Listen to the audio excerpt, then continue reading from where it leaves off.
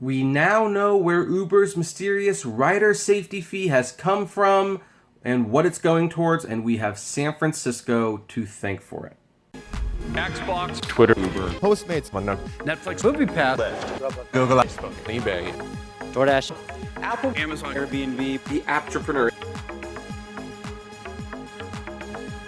Hey everyone, this is Kevin the Apptrepreneur, and last week I did a video where I reported on a mysterious rider safety fee that had popped up in the Uber driver's statements. It wasn't a very big fee, it was like 10 cents, but the question was, why on earth was the driver being charged this, and what was the fee actually for?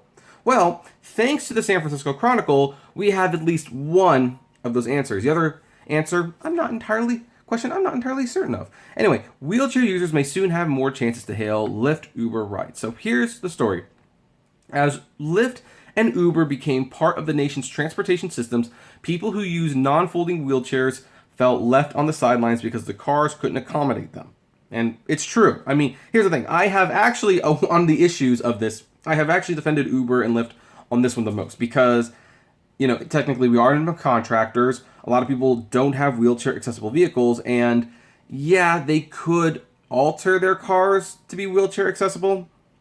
However, the costs are expensive. Uber and Lyft isn't going to cover them, and the vehicles will then be more money to maintain and run, and you're not getting a bonus in any of that money. So there's no incentive basically to take a handicapped ride. And hey, as an independent contractor, you're free to do that. If you are a handicapped person, I understand why that would be frustrating. However, let's see what's going on here, because that's slowly starting to change. The two San Francisco companies on July 1st began collecting 10 cents on every ride in California to go to an accessibility fund established by the California Public Utilities Commission. The agency has not yet said how and where that money will be allocated, because of course they never do, but its purpose is to make sure that the apps offer sufficient vehicles with, quote, ramps, lifts, and adequate space to accommodate users who cannot leave their wheelchairs during a trip. The fund grew out of a state bill passed last year, SB 1376, requiring the companies to provide accessible services. Meanwhile, Lyft, which so far has referred wheelchair users to call paratransit taxi companies or other third parties, is starting a pilot on Tuesday in San Francisco and Los Angeles to offer 5 wheelchair accessible vehicles in each market, which will probably not be, I actually almost guarantee you that's not going to be enough. Although the number seems modest, each will operate for 14 hours straight with different drivers, a time frame spanning the most popular ride request periods according to Lyft. By the way, it's funny because that paragraph, that is probably the only, I'm going to assume those are going to be employees. So clearly Uber and Lyft don't object to having some employee drivers on the books, but whatever. The car's modified 2019 Toyota Sienna minivans will be driven by trained employees of paratransit provider First Transit. Lyft riders will be able to summon them via the app and will pay the same prices as for similar Lyft rides. Lyft offers bonuses to independent contractor drivers who happen to have wheelchair accessible vehicles, though the company was unable to say how many people have them. At Lyft, we think of accessibility broadly and are thrilled to take this next step in expanding mobility options in San Francisco and Los Angeles County, said Anthony Fox, Chief Policy Officer at Lyft. Yeah, but you know what people are also going to be bringing up? Hey, employees, trained, right? Clearly you don't object to that. Anyway, Lyft said it will monitor the program and seek community input and hopes to expand it over time. Eventually, its cost could be supported by the new accessibility fund overseen by the CPUC. That sounds naughty, but I'm going to let it slide. Uber already has an option in San Francisco to let riders request vehicles with wheelchair ramps or lifts. In addition, Uber is scaling up a partnership with paratransit provider MV Transportation in several cities, including San Francisco. Uber did not reply to questions about how many wheelchair accessible vehicles are available. Wheelchair users last year filed class action lawsuits against both Uber and Lyft in the Northern District of California over their Bay Area operations. The Lyft suit focuses on its failure to provide the same access to on-demand transportation service to people who need wheelchair-accessible vehicles as to the general public, said Stuart Seaborn, Director of Litigation at Berkeley's Disability Rights Advocates, the legal group behind the suits, in a blog post planned for Tuesday. The Uber case seeks to motivate it to expand its existing wheelchair service to make it more reliable, he said. Quote, Uber is not currently meeting the needs of people who need wheelchair-accessible vehicles in terms of wait times and making sure there will be one when someone attempts to reserve one. Even if someone can get a wheelchair-accessible vehicle on the outbound trip, they have concerns about getting it in a timely manner on the way back. Yeah, look, I know that's frustrating. My stance is unfortunately going to be the same for some of you people. I feel that if Uber and Lyft are not providing a service to you, I feel you should go to a company who is providing you that service. That's always been my suggestion. You don't like the fact that they're not getting you rides in a timely manner, go to one of the companies that specializes. You have a company that isn't specializing in wheelchair accessible vehicles, call a company that is. Not happy with the rates a certain company is paying you when you drive for the X or the regular options, find another job. I've always said if something's not working for you, yes, complain, yes, raise your voice. If it's important enough, bring your concerns to the table as much as possible. However, don't actively participate in it if you feel things should change.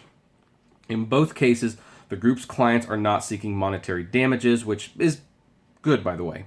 What they want is an on-demand service in the same way it's provided to the general public. Here's an interesting comment on that one.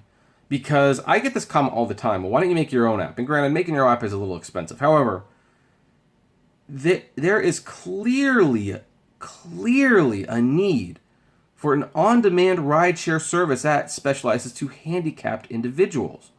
Why on earth isn't some entrepreneur making it? Is it just that rideshare is just not profitable? I wonder.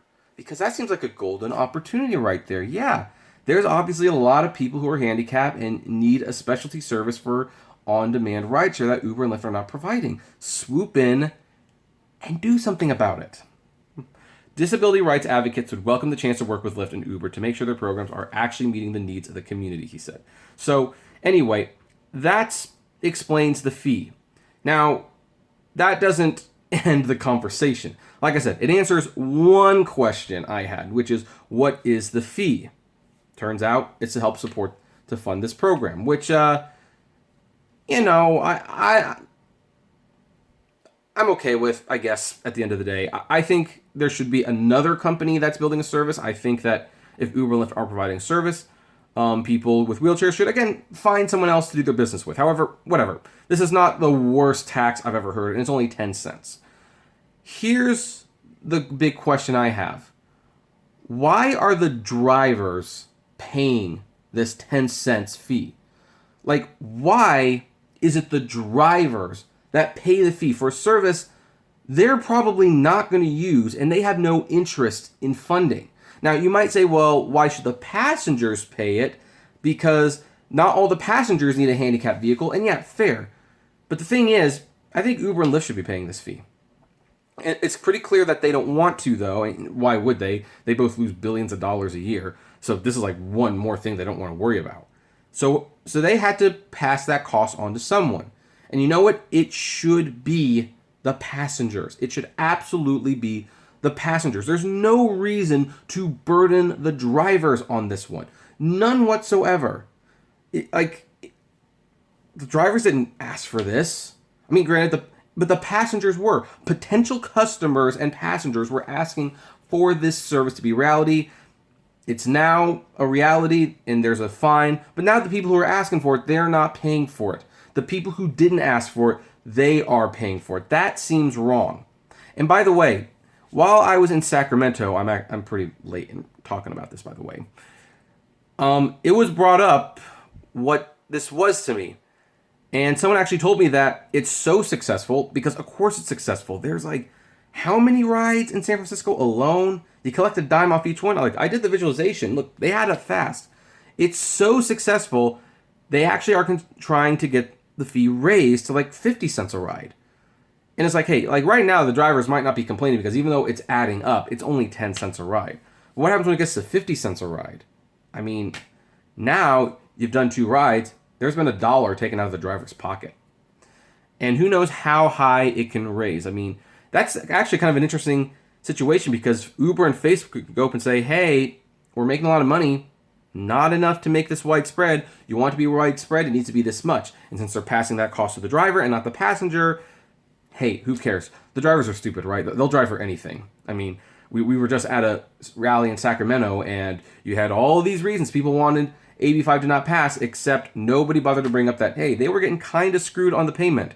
They didn't mention the price cuts, the rate decreases, and they didn't bring up the fact that, hey, San Francisco decided we want to tax Uber and Lyft on something, and rather than Uber and Lyft paying that tax, they're charging the drivers that money to pay the tax instead. Not the passengers, the drivers. Oh, but actually, one of the things that was brought up in one of the speeches was like, hey, when you regulate, it costs the passengers more money, and they really need it. Yeah, you know what? Bite me. The drivers need that money too. They're the ones who are putting their vehicles through the hell and back to make money, to bring you somewhere. They deserve to get paid and not be nickel and dime like this. So, okay, we know what the fee is for. It's still extremely, extremely scummy that Uber and I suspect Lyft is passing this expense, even if it seems minor on the surface, to the drivers. However, I'm going to leave it there. What do you folks think? Do you think it was not fair, or do you think, no, you don't mind? I would love to know. So, comment below, like, favorite, share, subscribe. If you enjoy my videos, consider becoming a Patreon member. It's totally optional, of course, but even as little as $1 a month goes a long way to helping the channel run smoothly. You get access to my Patreon's exclusive blog. Also, if gas prices are getting you just a little down, check us out at the GetUpside app below, and it's totally free, but you get cash back on every gas purchase. If you want more videos from me, subscribe to my other YouTube channels, Kevin T. Rodriguez, the Apptrepreneur Vlogs, and Autograph Hound if you feel like it. Nobody goes to that one. And finally, if you want to talk to me or other fellow rideshare drivers, check us out on Facebook at the Apptrepreneur Hangouts. And as always, blame responsibly. Have a good one.